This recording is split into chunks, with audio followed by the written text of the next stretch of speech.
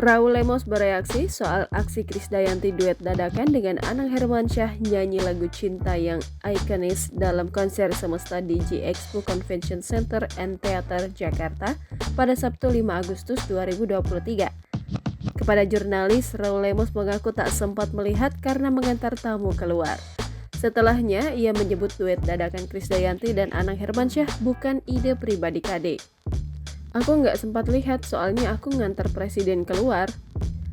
Kalau itu aku nggak tahu karena bukan KD sendiri yang menentukan. Ada Pak Erwin yang berkolaborasi kan? Kata suami Krisdayanti.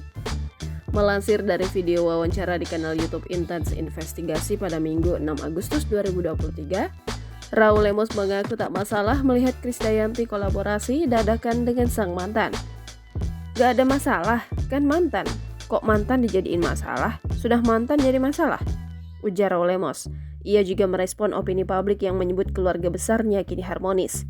Raul Lemos menuturkan harmonis itu pada akhirnya terbentuk dari kesadaran bahwa ia, Krisdayanti dan Anang Hermansyah punya banyak anak.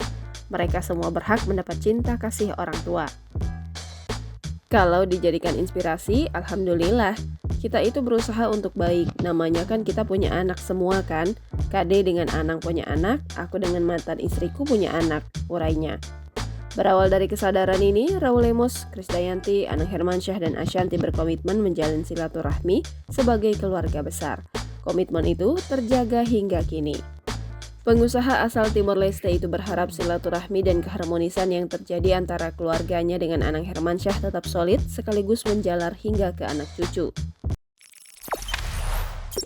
Jangan lupa subscribe, share, komen, dan like ya!